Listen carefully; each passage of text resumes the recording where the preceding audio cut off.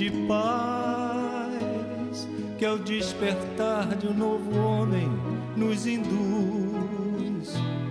Te conclama, irmão, de última hora, a ingressar nesta seara de luz. Te conclama, irmão, de última hora, é agora. Tem que ligar aqui? Já está ligado. A gente deu um boa noite chuvoso. Agora a gente vai dar um boa noite de quem está feliz. Boa noite. Boa noite. Melhorou bastante. Engraçado como a chuva nos traz essa impressão, né? De um momento triste, recluso, acabrunhado. E não é, as plantas estão em festa.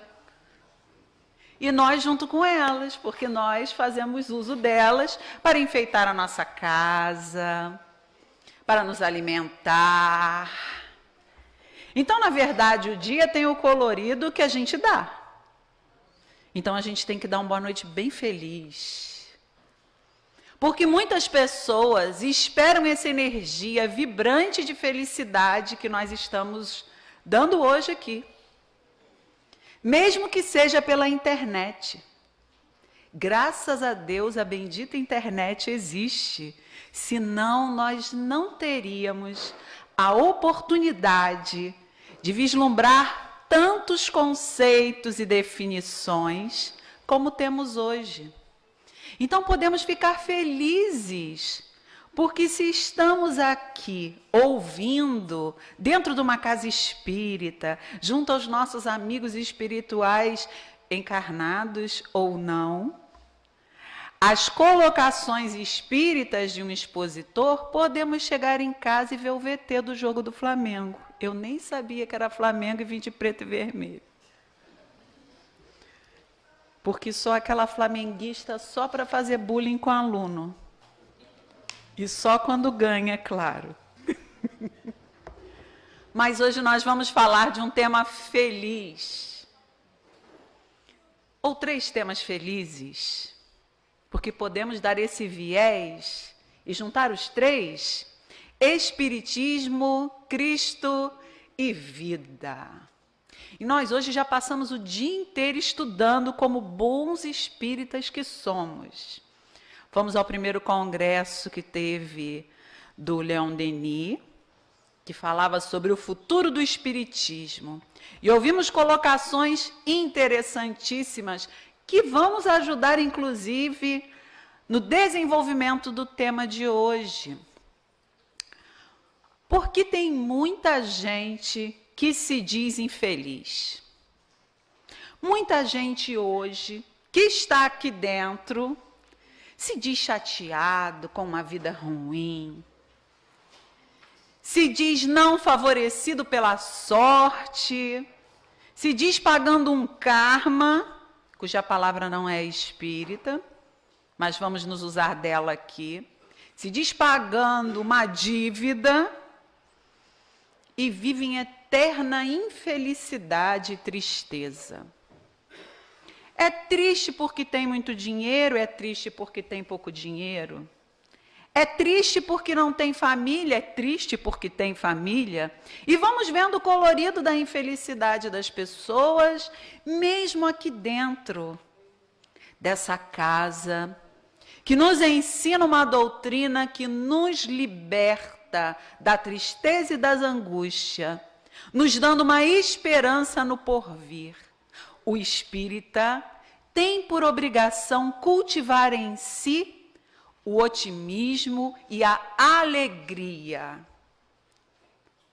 Às vezes nós lemos trechos que nos indicam também que Jesus seria uma pessoa triste. Eu, particularmente, não acredito. Um ser crístico de luz angélico vai ser triste por quê? Fernanda, por nossa causa. Ah, meus amigos, será que nós vamos evoluir tanto para um dia o Pai nos confiar um planeta, nos confiar a evolução de tantas pessoas e sermos tristes por isso? porque eles ainda não se melhoraram? Porque eles ainda estão a caminho, assim como ele esteve? Não creio. Creio num Jesus feliz. A cada passo que nós damos, a cada conquista que nós temos, Jesus transborda de felicidade.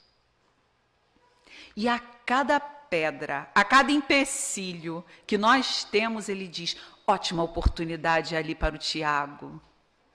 Ótima oportunidade para a Fernanda. Se aquilo não tivesse acontecido, ela não poderia brilhar mais. Ela não poderia consolidar mais as virtudes que ela está consolidando, que ela está se esmerando para conquistar.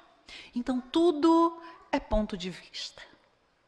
Tudo é a forma e é o ângulo com que nós enxergamos a vida.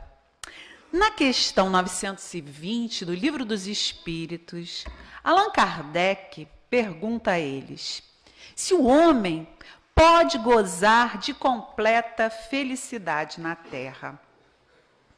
Os espíritos dizem que não, que é por isso que a vida nos foi dada como prova ou expiação, mas que dele, do homem, depende a suavização de seus males e o ser tão feliz quanto possível.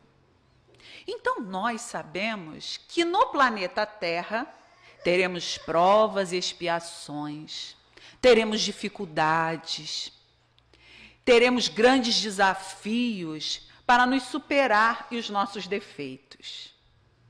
Mas são grandes oportunidades. Tudo depende da nossa vontade. E o que é o Espiritismo, cara amiga Vera? Se não essa oportunidade de colocarmos um método na nossa aprendizagem. Aquela lente de aumento sobre as situações que a vida nos traz e que eu posso compreender de uma outra forma. Nós sabemos que a doutrina espírita, ela tem princípios basilares, fundamentais. Quais são esses? Primeiro, a crença em Deus. Cremos em Deus. Cremos que só existe Ele como Criador. E se cremos assim, tudo o que acontece neste planeta é por sua determinação ou por sua permissão. Toda vez que nós nos afastamos desse conceito, temos angústia, temos tristeza. Toda vez que achamos que podemos manipular a vontade de Deus, ou que alguém está manipulando essa vontade, que está nos fazendo sofrer, estamos contrariando esse princípio que abraçamos, de que Deus existe, de que Ele é o único Criador. É claro que as provas da vida são angustiantes para nós, na medida em que elas nos desafiam internamente. Para uns, ela exige certo grau de determinação e de coragem. Para outros não exige mais, porque já passaram por isso. A felicidade é proporcional ao progresso realizado. Comenta Allan Kardec, lá no capítulo 3, o céu e o inferno, no item 6. Então, essa felicidade vai ser sempre gradativa. Quanto maior for meu progresso, mais feliz eu serei. O grande desafio nosso hoje em dia, no entanto, é fazer com que a doutrina espírita, o espiritismo, realmente se torne essa lente de aumento. É que nós apliquemos o método de forma justa em todos os ângulos da nossa vida. Por exemplo, há pessoas que ainda estagnaram e se perguntam se a doutrina espírita realmente deve ser seguida e abraçada no seu sentido religioso. esquecendo-se da questão 625 do Livro dos Espíritos, que nos diz que nosso modelo e guia é Jesus, que nos faz uma proposta para alcançarmos o reino dos céus, para que tenhamos paz e felicidade nas nossas vidas. E hoje, nós com muito espanto, vemos, infelizmente, pessoas duvidarem dessa situação, de que Jesus é o nosso modelo e guia. E quando nos posicionamos a respeito deste ou daquele fato que atormentam e levantam a sociedade em opiniões e discussões, dizem que nós não podemos opinar porque nós somos religiosos. Não podemos falar sobre a ótica da religião. Ora, mas se a doutrina espírita é religião para nós, mas também método com que devemos assistir e verificar os atos da vida, como dissociá-la das nossas opiniões sociais? Como separar essa doutrina que me fala não somente de Deus, mas da imortalidade da alma, de questões tão desafiadoras para a nossa sociedade hoje? Como, por exemplo, tentar separar a questão do aborto ou a questão da pena de morte no nosso olhar espírita. Porque a doutrina espírita, na sua base, crê na imortalidade da alma e crê também na reencarnação, na pluralidade das existências. E a gente vê com isso vários tipos de argumentação complexas, complicadas. Você veja, nós estamos hoje aqui na função de exposição de um tema.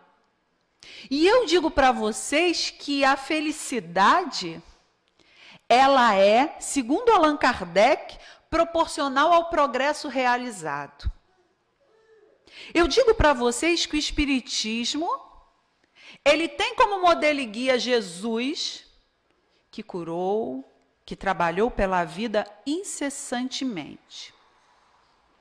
Como eu posso dizer que você hoje pode fazer o que quiser porque você tem o livre-arbítrio, se eu estudo que na imortalidade aquilo que você fizer vai gerar uma consequência dos seus atos?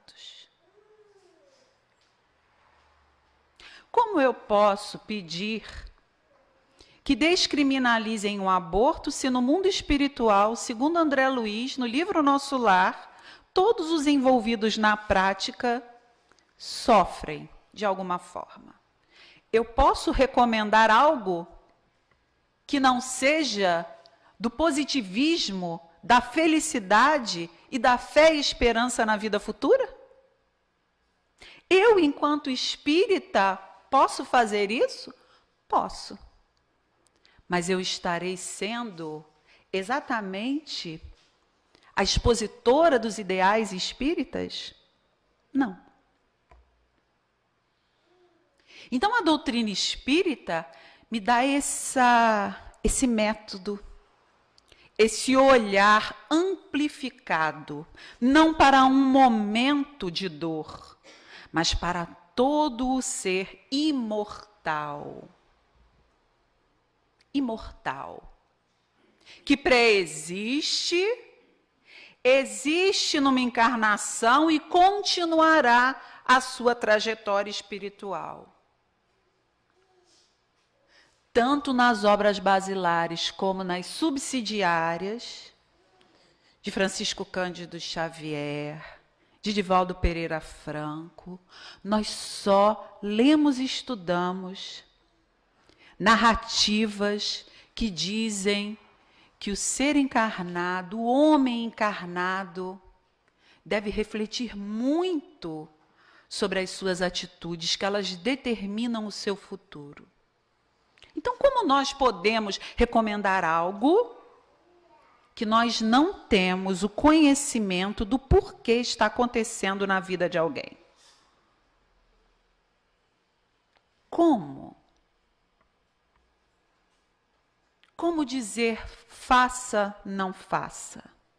Se isso agride a vida e nós somos a favor da vida, porque é essa oportunidade que nós temos de recuperar as nossas faltas, de ter um novo momento de aprendizado, encarnados.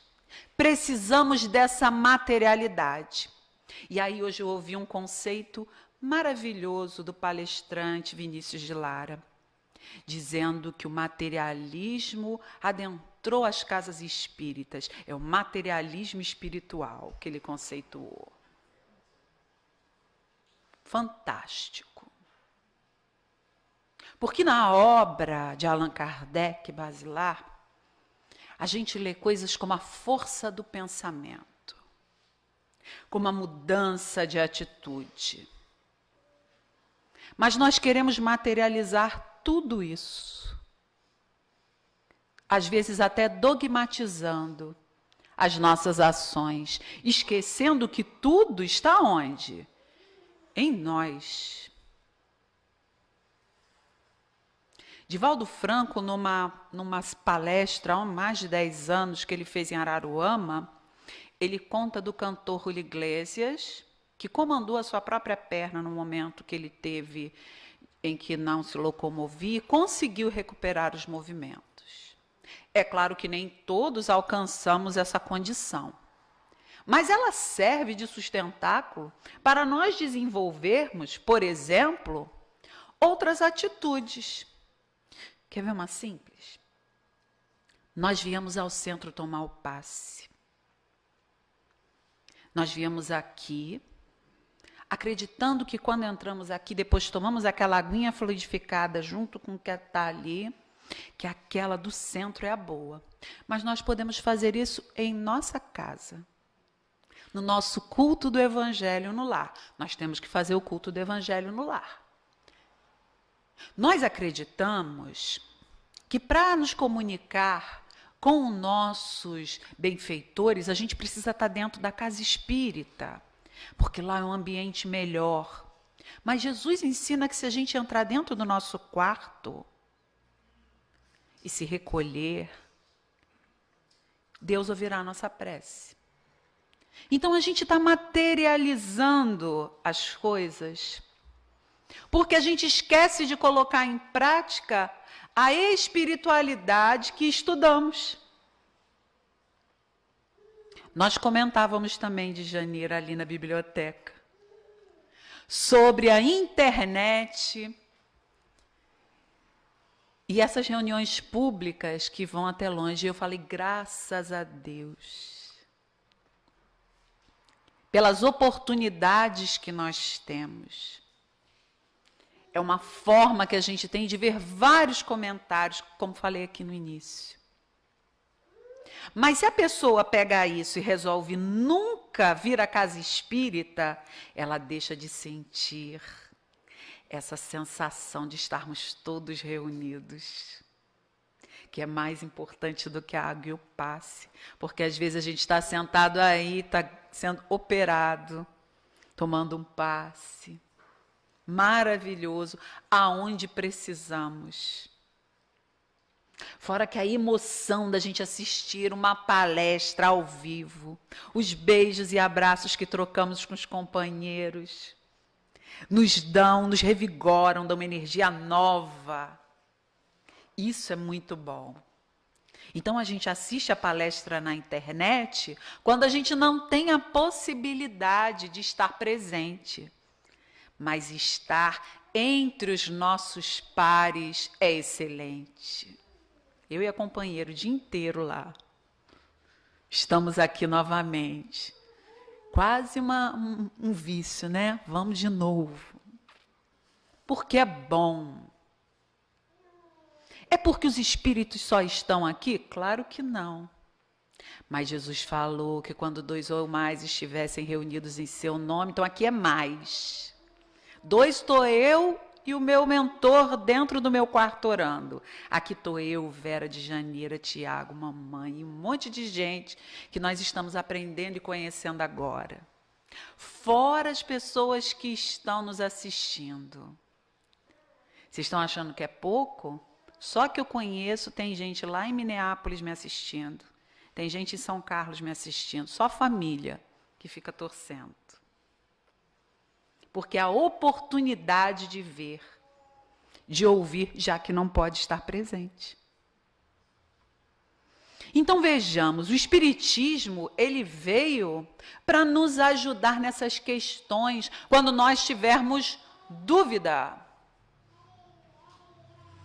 Ele não se separa de Jesus, ele não se separa daquilo que Jesus nos propôs.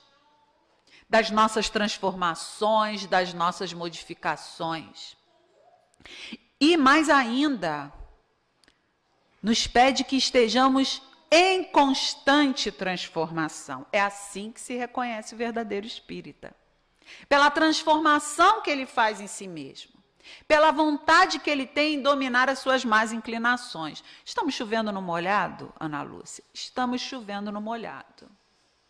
Mas por que a gente precisa repetir? Porque nós parece que esquecemos dessa condição.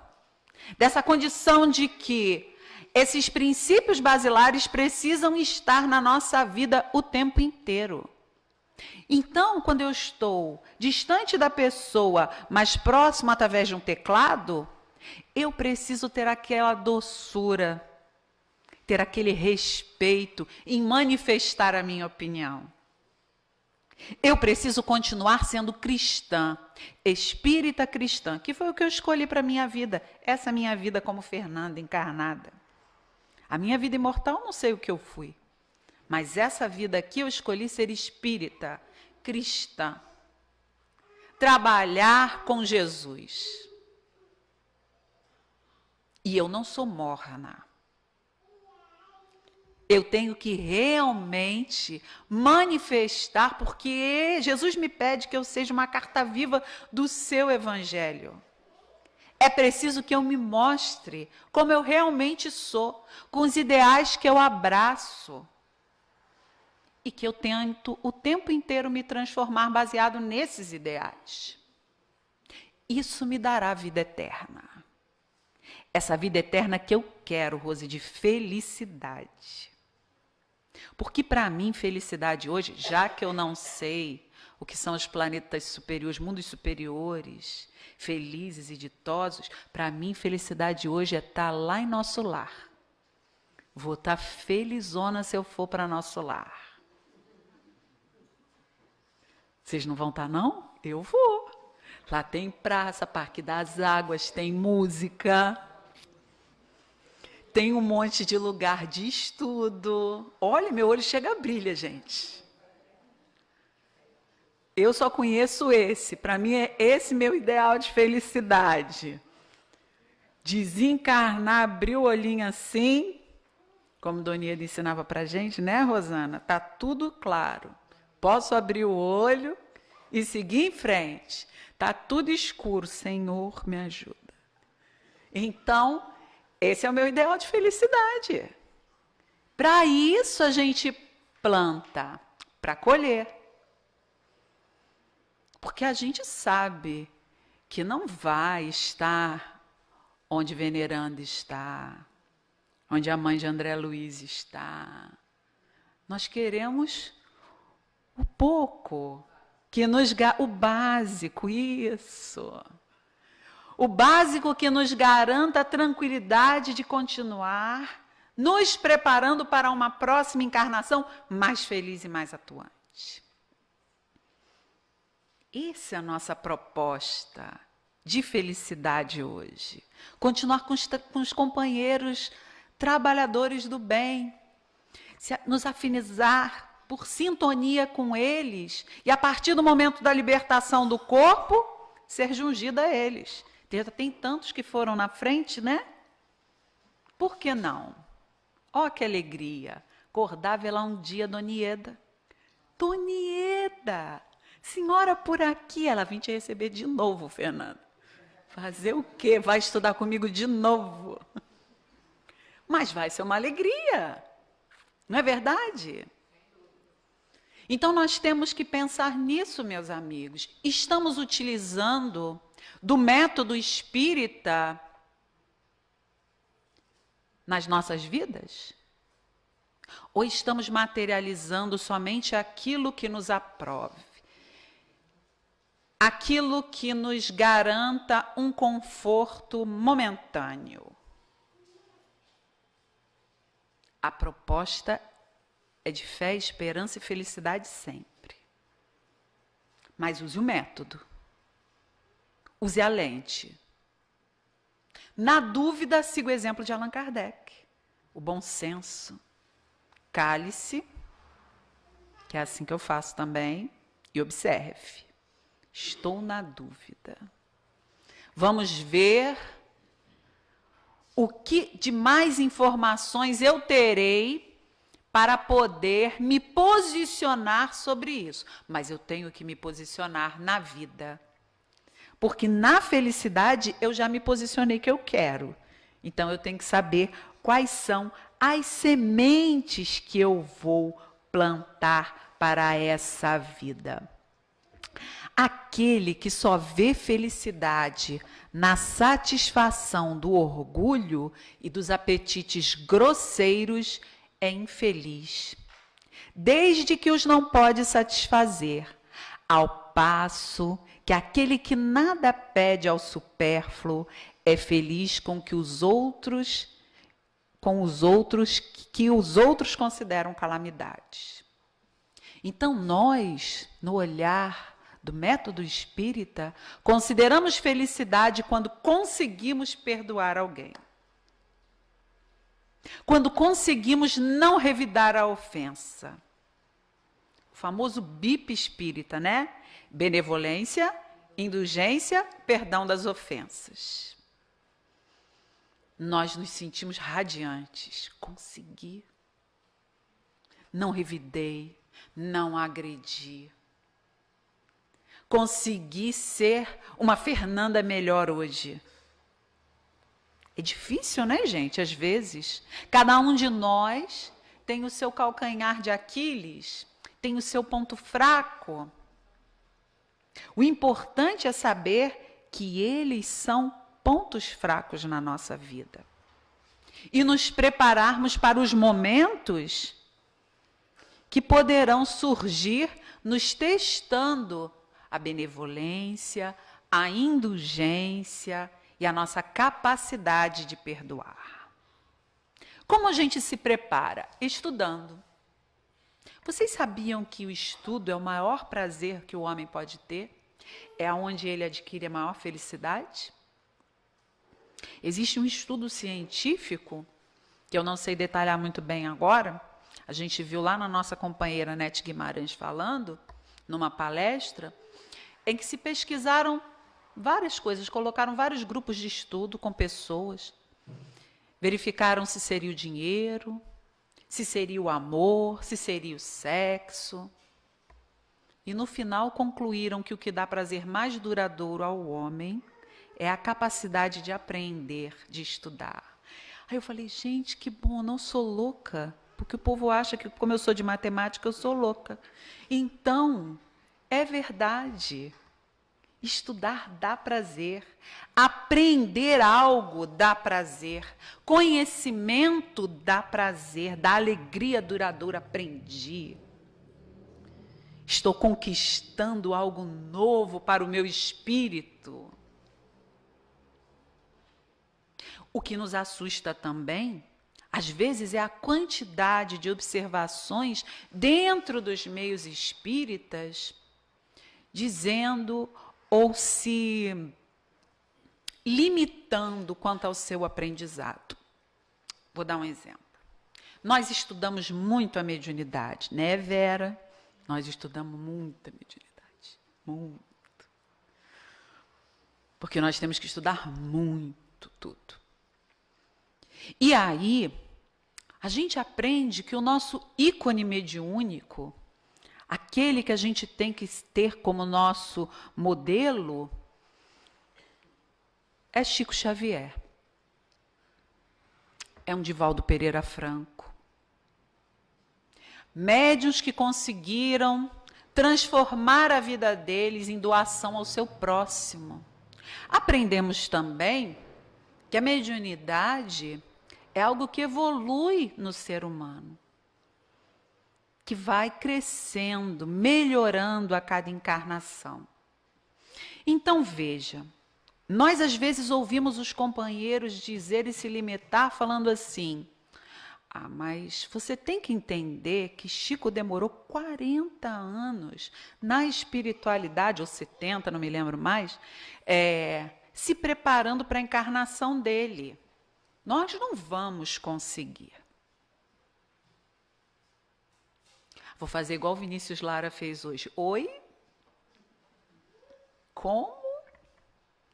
Se é pela vontade, segundo os espíritos, que nós melhoramos. Tudo depende da nossa vontade. É difícil? Difícil é derrubar e mudar a nossa vontade. Porque pela vontade bem empregada podemos tudo. Tudo. Mas nós temos o livre-arbítrio de escolher se vamos empregar a nossa vontade no sentido de nos melhorar até o limite das nossas forças, ou se vamos limitar a nossa vontade, segundo o limite dos nossos desejos. Porque a nossa vontade, ela muitas vezes para aonde o nosso desejo finca o pé. Ah, mas eu não sou obrigada. Essa é a frase de uns 2 anos para cá. Até eu já usei. Não sou obrigada a isso. Quando a gente usa essa frase para algo que nos estagna, que nos faz parar, a gente precisa repensar.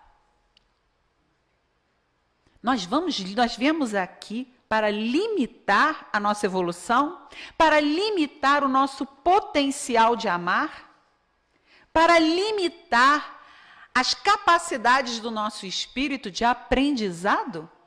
Será? Será que nós vamos ter essa mesma oportunidade num outro momento? Lá para frente? Como às vezes a gente ainda ouve alguém dizer, vou deixar isso para a próxima. Pode parecer bobagem, mas tem muita gente que fala, ah, isso eu não quero mudar não. Não, tá bom. Não quero. Será que nós vamos ter essa mesma oportunidade? Eu vou ter a oportunidade de estar aqui, né? Com todo mundo que eu estou hoje, tendo a capacidade de enxergar, de falar, de me comunicar, tendo a capacidade de estar numa cidade em paz, num Brasil de paz, e levar a mensagem de Jesus através da doutrina espírita, através da mediunidade, através da minha fala clara, pública, que eu acredito nos espíritos, assim numa próxima encarnação? E se eu nascer no Oriente Médio? E se eu vier dentro de uma família muçulmana?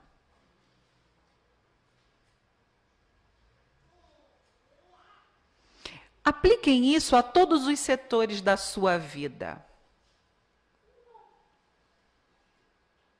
No seu meio social, no trabalho que você tem, na oportunidade que você hoje tem de dizer o que pensa. E se você for tolhido disso? Não por uma questão física, mas por uma questão social, em que você não pode manifestar a sua opinião. Você pode garantir que a sua próxima encarnação vai ter todas as facilidades que você tem hoje nessa?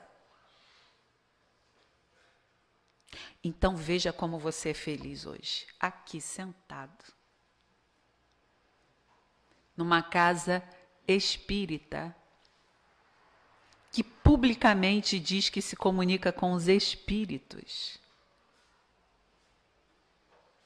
que publicamente diz que tem estudos de obras que vieram a esse mundo através de espíritos e médiuns, que tem reuniões mediúnicas de intercâmbio espiritual. E se você na próxima vida não tiver essa oportunidade? Se você continuar vindo médium numa ilha que não tenha uma casinha espírita,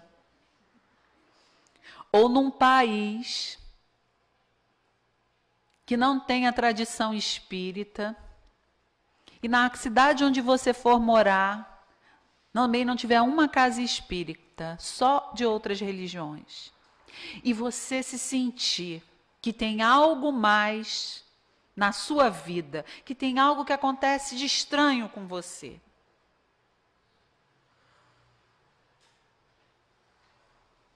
quando meus alunos começam a me receber calorosamente com aquela frase: "Você não faltou hoje não, Fernanda?" Eu viro para eles e falo assim: "Vocês conhecem a história de Malala, que teve em julho no Brasil e que quase morreu por defender que tinha direito a estudar? E que continua fazendo da vida dela um apostolado para que as crianças, da onde ela vem, tenham a oportunidade de estudar, a oportunidade de ter um lugar para estudar." Aí eu olho em volta, minhas criancinhas lindas do colégio público. Vocês têm uma carteira velha, mas têm uma sala de aula com ar-condicionado, e uma professora dando aula. E não tem ninguém te ameaçando para você entrar aqui. Porque é a nossa obrigação instruir, né? Refletir. É desse mundo essas realidades. É dessa época e eles têm que abrir os olhos. Como nós também. E nós que estamos aqui, e se estamos aqui, escolhemos a doutrina espírita para ampliar esse nosso olhar. Olha que oportunidade benfazeja na nossa vida. Então, meus amigos, somos felizes. Somos muito felizes. Temos que aproveitar todos esses momentos. Nós trouxemos para a nossa reflexão final uma história que nos chegou via internet do Chico. Cadê, gente, a história? Achei. Já está ficando nervosa já. Porque eu tenho que ler.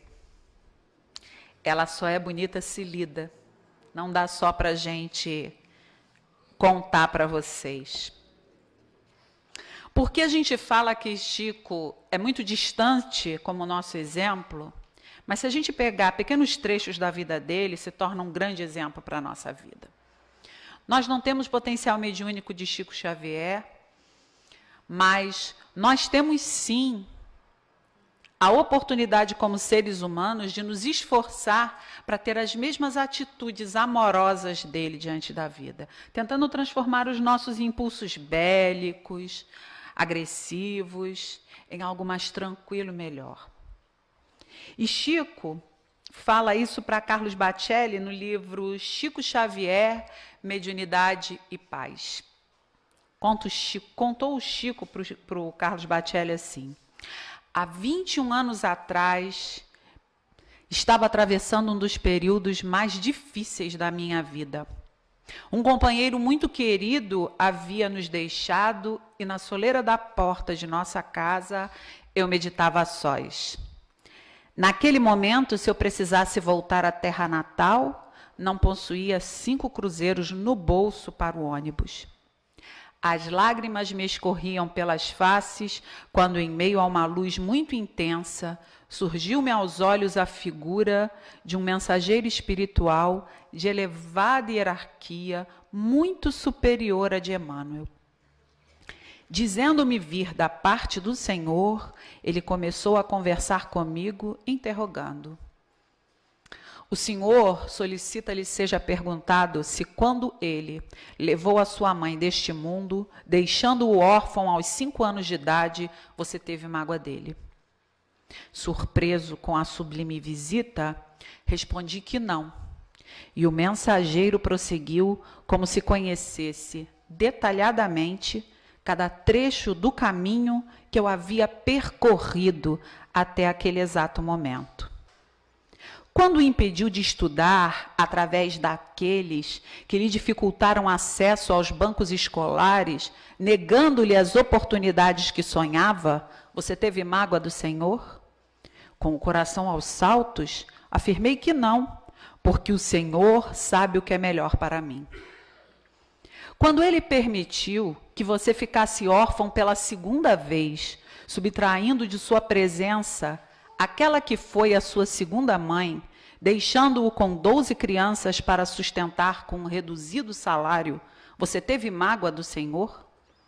Não, apressei-me a dizer, eu não poderia guardar mágoa alguma do Senhor. E o emissário celeste, sem qualquer pausa na voz, continuou discorrendo sobre os pontos mais delicados de minha existência atual, sempre repetindo a mesma questão. Quando perdeu a companhia de seu irmão, José Xavier, que lhe era o apoio e incentivo na doutrina, ante o serviço a realizar, você teve mágoa do Senhor? Não, chorei muito e ainda choro, mas não senti mágoa do Senhor. Quando entre as flores que desabrochavam no jardim promissor da mediunidade, surgiram os primeiros espinhos a lhe dilacerarem a alma em forma de ingratidão e calúnia, você teve mágoa do Senhor? Não, repeti convicto, jamais tive mágoa do Senhor, a quem devo tudo que tenho e tudo que sou. Quando ele afastou o casamento dos seus planos de felicidade e realização pessoal, você teve mágoa do Senhor? Não, eu não posso me queixar de nada, pois tenho recebido bem mais do que mereço. E agora, quando depois de tantos anos de dedicando-se integralmente ao Evangelho, vê-se abandonado por aquele em quem repousavam as suas esperanças no entardecer da vida física, você sente mágoa do Senhor? Não, respondi em lágrimas, seja feita a vontade do Senhor. Estabeleceu-se entre nós um silêncio que não ousei quebrar.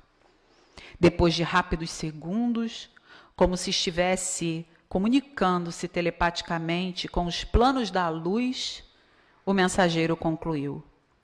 O Senhor manda dizer-lhe que, doravante, nada há de lhe faltar. Não tenha receios, porque ele providenciará tudo o que você necessitar para prosseguir servindo-o entre os homens na terra.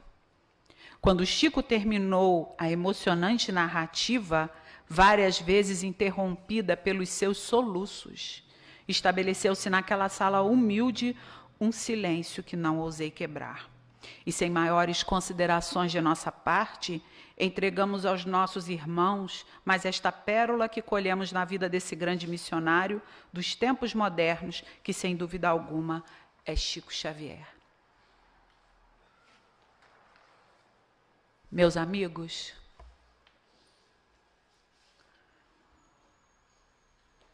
não, nós não podemos nos queixar do Senhor.